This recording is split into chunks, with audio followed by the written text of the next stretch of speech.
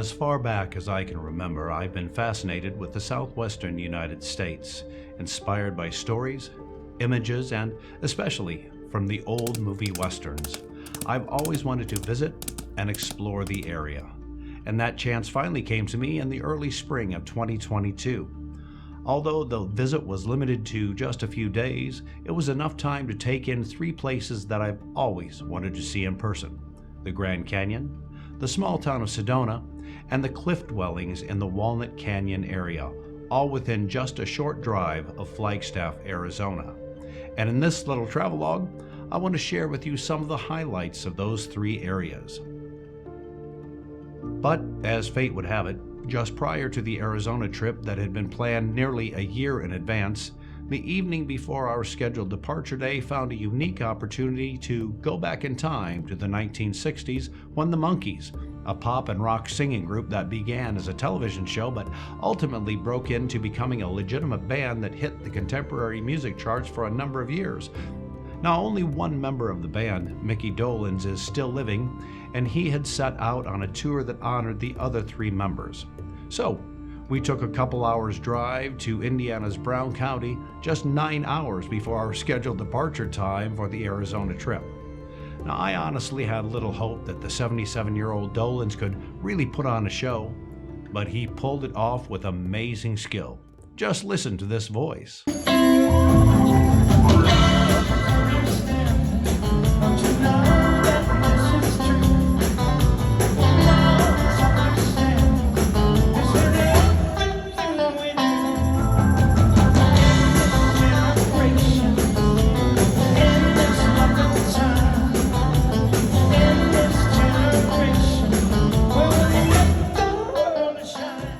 But enough of the Monkees.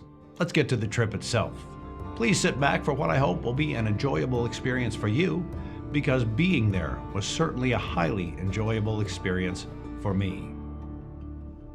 Because this trip was taken on Amtrak, our route took us from Effingham to Chicago for a 5-hour layover, which is good because Chicago any time of the year is a fantastic place to visit.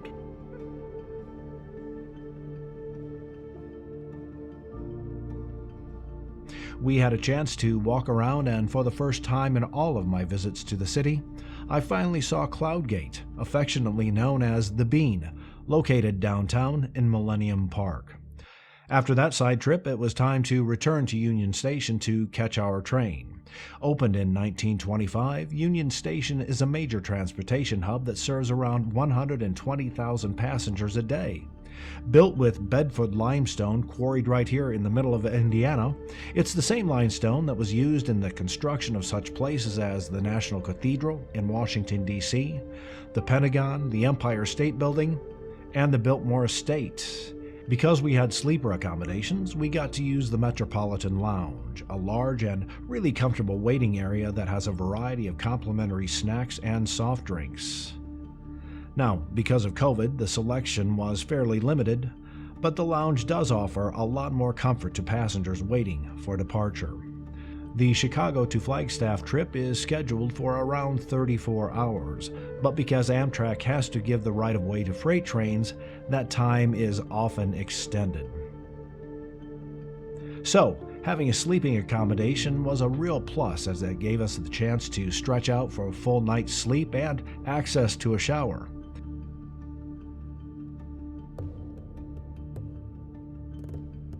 Again, during COVID, the dining car was only open to those in sleeper accommodations, but the Bright Observation car was open to all passengers. What do you think so far? So far, so good. Yeah? Give some words of greeting to the viewing audience. Hello, viewing audience. Oh, what a great mood he's in. We are on 3 hours of sleep over the past 30 plus hours. That doesn't mean we're not full of life and looking for a good time. Party on. So we've been told to sit back and enjoy our Amtrak adventure. Because I'm from the Midwest, I'm used to the scenery of flat and wooded areas, but when we got to the more arid areas of the trip, I spent more time looking outside at the scenery. After a few hours of flatlands, the terrain began to become more and more interesting.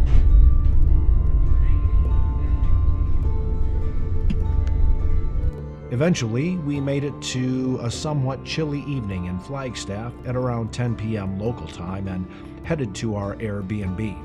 It was a unique place built from joining two large shipping containers. It was on the small size, but it had plenty of room for the short time we spent there. First thing in the morning, we took the hour-long trip to our first stop, the Grand Canyon.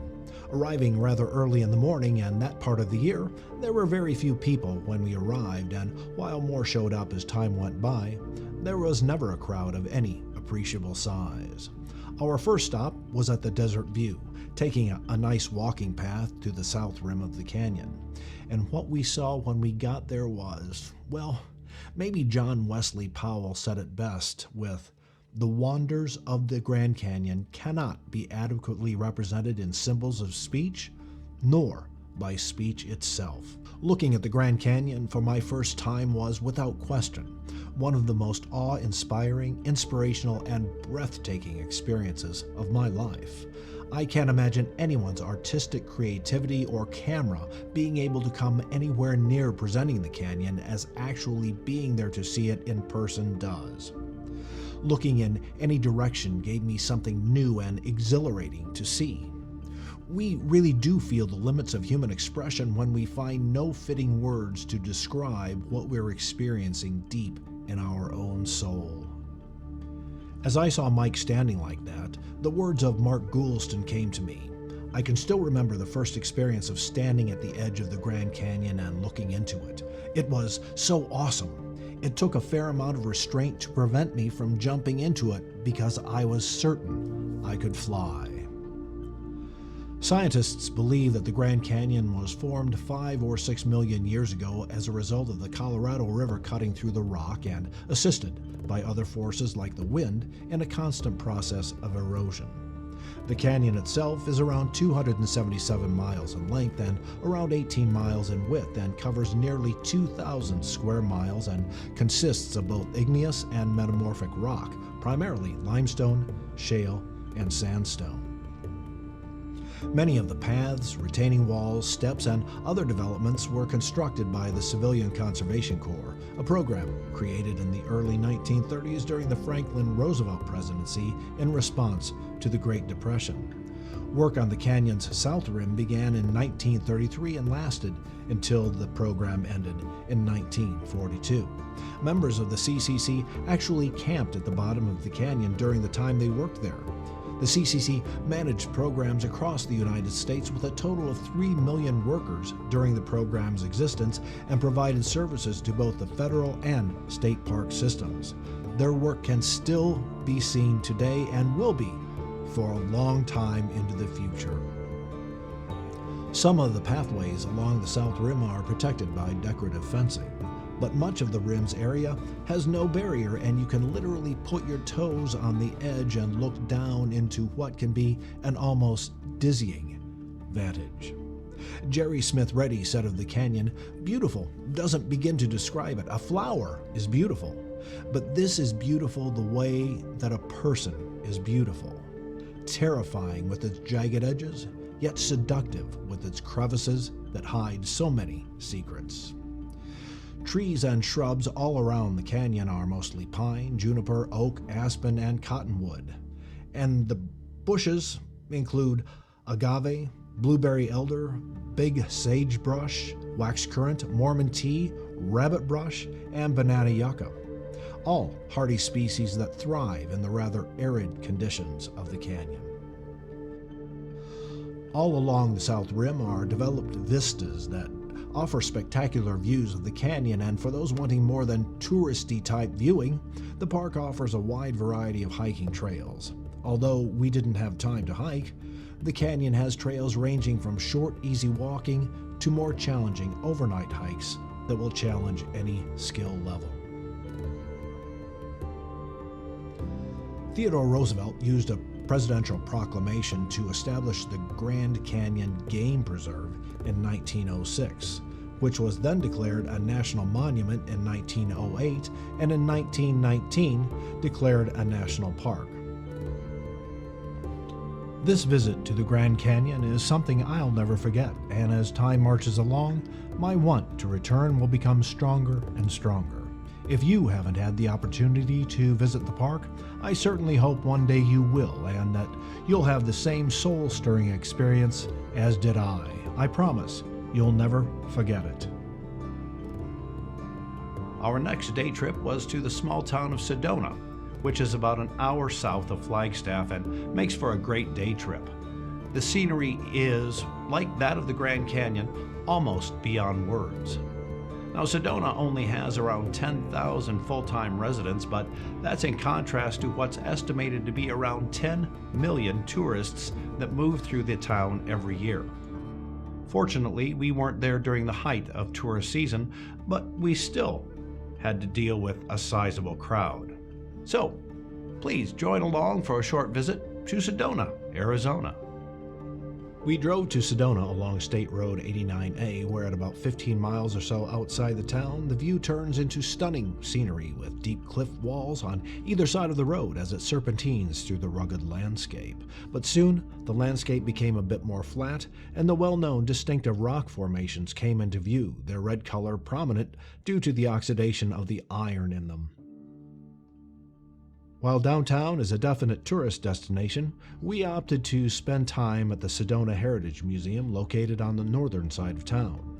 A notable feature of the museum is its attention to the movie industry, sometimes referred to as the Arizona Little Hollywood. On the grounds is an original set piece used in a variety of ways in many westerns that were filmed there on location. The little building was used as a railroad terminal or telegraph office along with other settings. The building doesn't stand on its original ground, but was moved to the museum grounds to assure it will be well taken care of over time. Walking around its interior will tug at the heart of any Hollywood Westerns fan as they envision the likes of John Wayne, Henry Fonda, Jimmy Stewart, and Humphrey Bogart, just to name a few of the well-known stars that graced the Sedona area while on film shoots. More than 100 films were shot in Sedona up to the 1970s, at which time the landscape had changed from pristine to showing definite signs of civilization and resulted in a substantial loss of interest in filming there.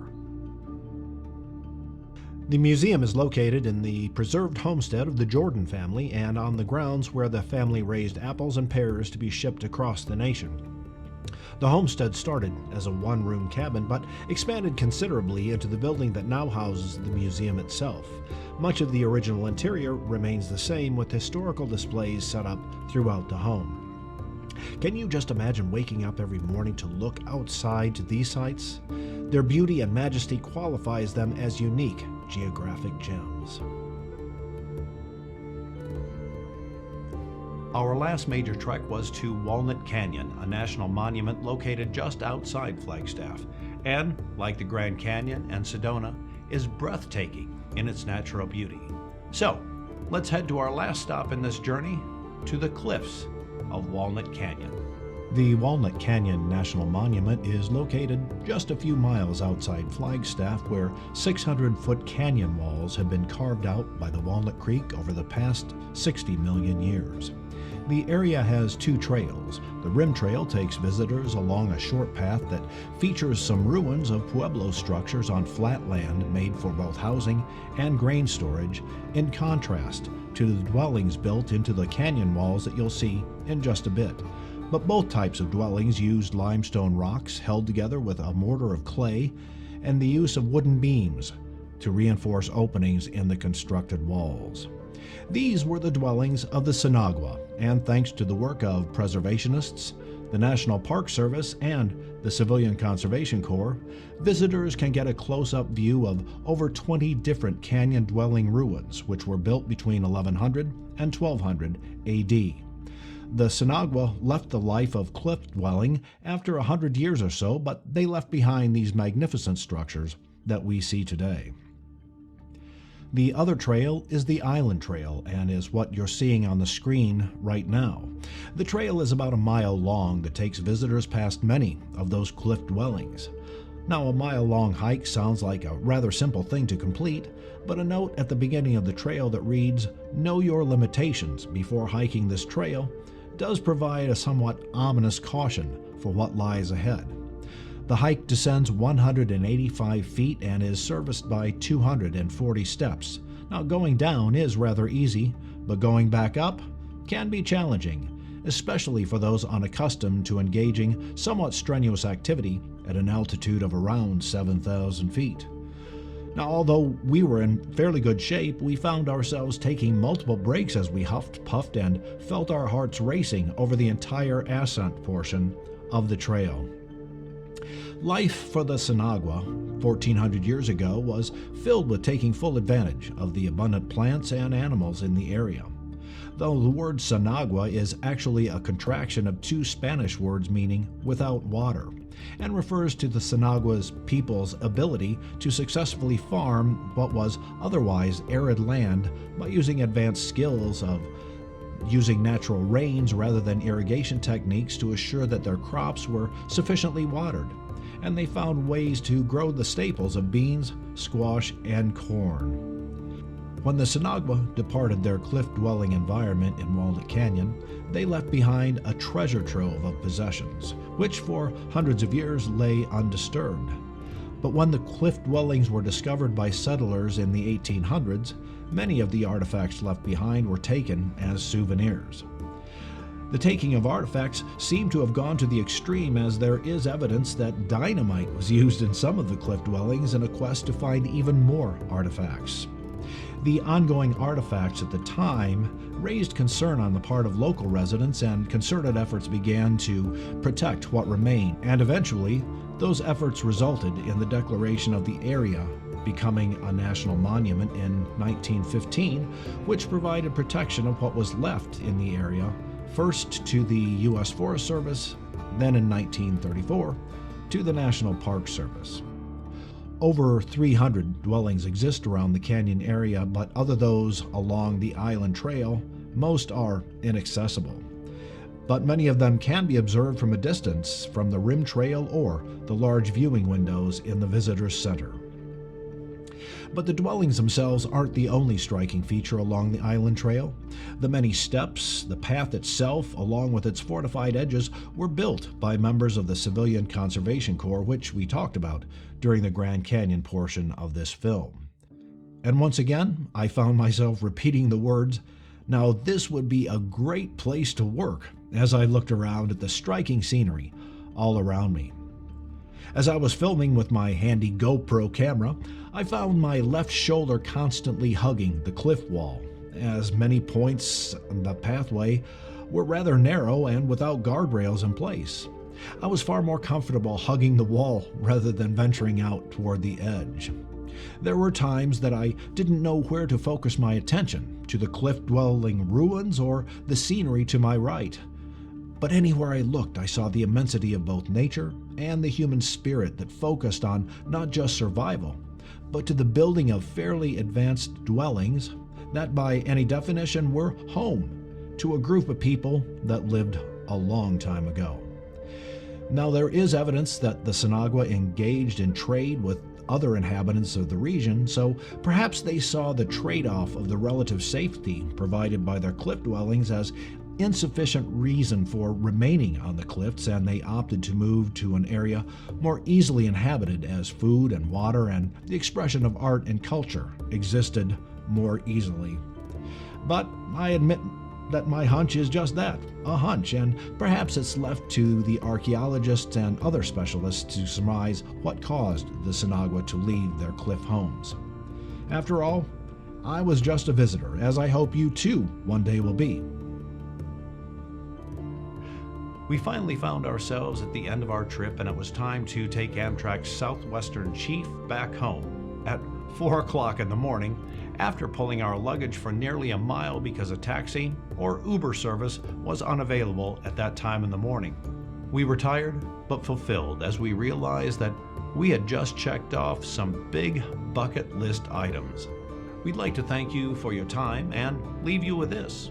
Happy trails to each and every one of you. If you haven't already, I hope those travels will someday take you to the great state of Arizona and all of the natural beauty that awaits you there. So Michael, we are headed back after a week of being away on Amtrak just outside Albuquerque. What do you have to say about the week that just happened? Absolutely incredible. Loved every minute of it. That's it?